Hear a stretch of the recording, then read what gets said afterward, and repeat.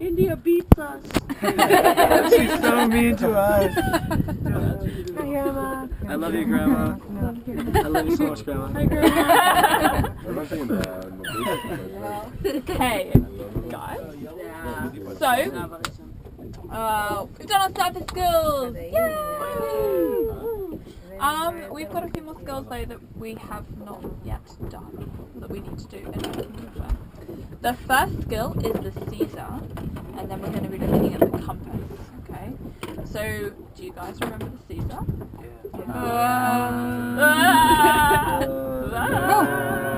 Control of emergencies. Swimming ascent. Brilliant. Yeah. But this time, unlike last time, we're actually going to go up. Yay! So we're going to put we've got a line with a float on it. We're going to put weights at the end of the line, and we're going to put that in Moonhole, which is a big sand patch. So you can see here, around the boat, it's very light blue compared to over there where it's a little bit darker. This is where the wall is to my right, yes. And then what I'm going to do is get Eduardo to be at the surface with you guys, and then I'm going to take you down one at a time, and we're actually going to do a Caesar from 6 meters all the way up to the surface. So I'm going to go round. I use the line as a support, okay? You don't need to hold the line. So I just have it around my arm and I use it in case I need to slow you guys down, okay? One hand is going to be on the BCD, my other hand is going to be over your regulator. I'm going to tell you to breathe in once, breathe in twice. That third breath, just like an out of air situation, is really big. And then I want you to do the Superman pose. So hold up your hose, other hand above your head, protecting it. And then you're going to swim in a controlled way, not too fast, all the way up to the surface, making an R sound. With me now.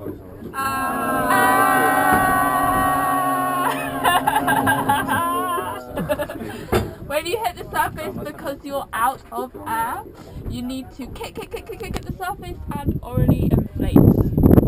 Woo! Yay! Sweet. Once you're done, I'll move on to the next person until everyone has done the Caesar. Cool beans. Now, there are 2 skills that we're going to be doing with the compass. The first skill is just learning how to do a single heading at the surface. So, with the compass, you see that you have the rotational bezel which has all the headings on it. You have the lubber line at the centre, the 2 index marks right here, the 2 little slits, and then the other. And then here you have north, east, south, west, the needles. When you're setting a heading, pop the compass on your wrist. When you're setting a heading, you want to make sure that your heading is at the very top of the compass, so furthest away from you. So let's say I want to do 150 degrees out. So I put 150 at the top between the two lubber lines here at the top.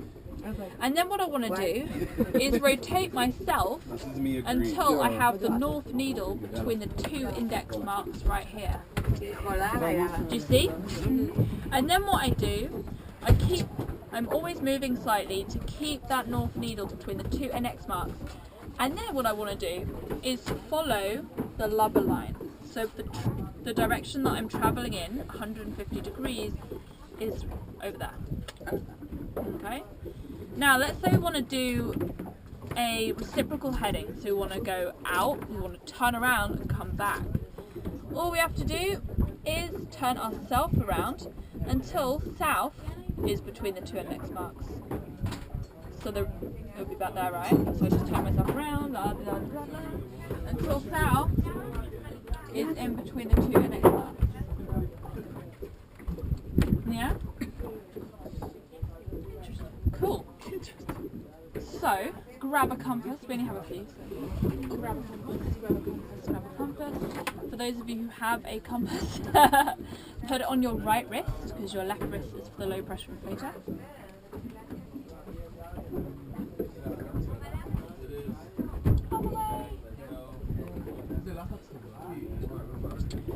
And I want you to find 200 degrees.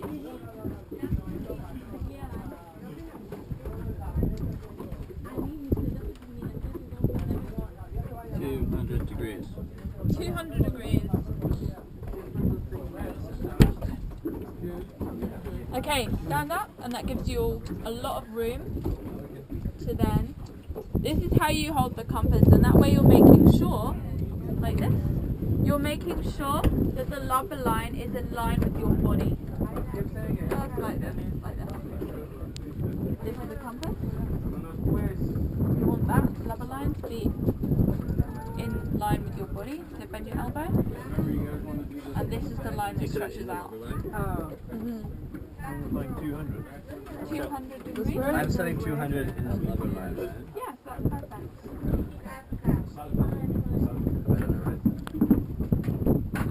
200 at the very top. Oh, At the top? 200 at the top. 200 at the top, and then put 200 at the top.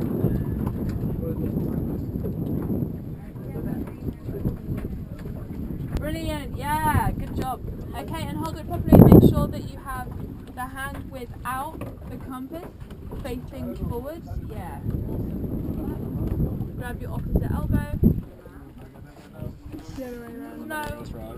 What am I doing? Yeah, like that. Yeah, brilliant. Yay! And now you want to do a reciprocal heading, so you want to turn around and go back the other way. So now make sure that south is between the two index marks and follow the rubber line. Brilliant. Okay, now I need 2 compasses for these guys so that they can practice as well. So take off your compass.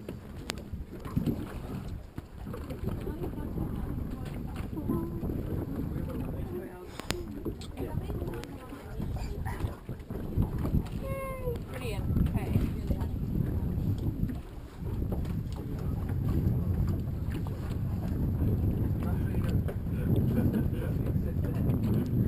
Other way.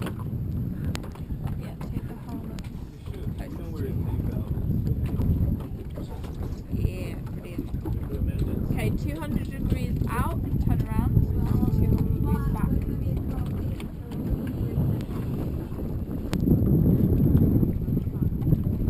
Now we're backwards 200. Now we're backwards 200.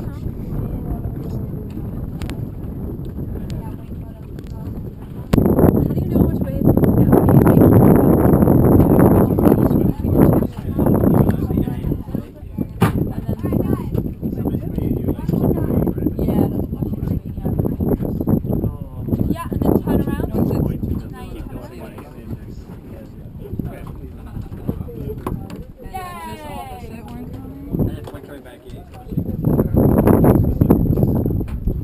Okay guys, sweet, so you've all understood it. Listen up. So now say we are doing a reciprocal heading, which is what we're going to do underneath the water. And above water we need to know how to measure distance. We measure distance with kick cycles.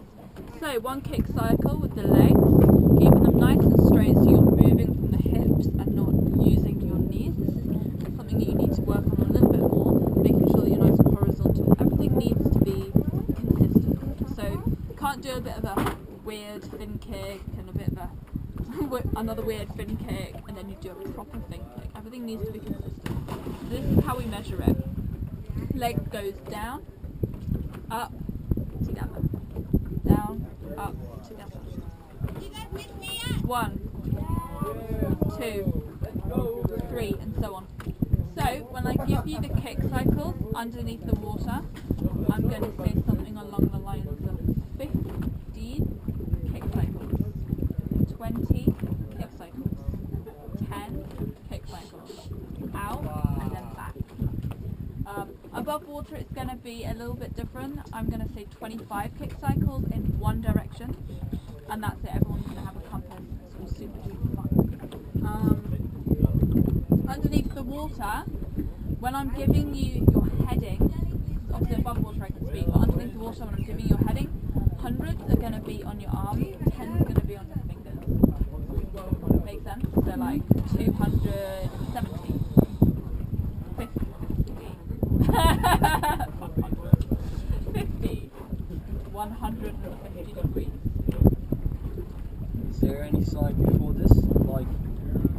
know that you mentioned the direction in this case? Because I'll point to my compass. I'm going to have a compass for myself. And we're going to split the groups into two. So 3 people will go first, 4 people will go second, because I need a compass. Yay! The other thing is, we're going to be buddied up, right? So Eduardo is going to be buddied up with you, Fred. Okay, so you're going to be buddies. One person is in charge of the compass, the other person needs to hold on to their buddy's tank valve like this, counting their own kick cycles, not their buddy's kick cycles. Say I'm the buddy, I'm going to be counting my own kick cycles, making sure that we do the right number out, and then I'm going to give my buddy a little tap on the arm when it's time to turn around, and then I'm going to count my own kick cycles on the way back, and then give her or him a tap when we get back to where we started. Okay? I'm also in charge of making sure that both of us stay at the same level, that we're not going up and that we're not going down, staying horizontal level. So I might need to compensate by adding Eric when the light is going down. One thing that we can use to determine whether or not we're staying at the right level or not is by either using our ears. So if we feel like we're needing to equalise, that means that we're going down. If we feel like air's coming out of our ears, that means that we're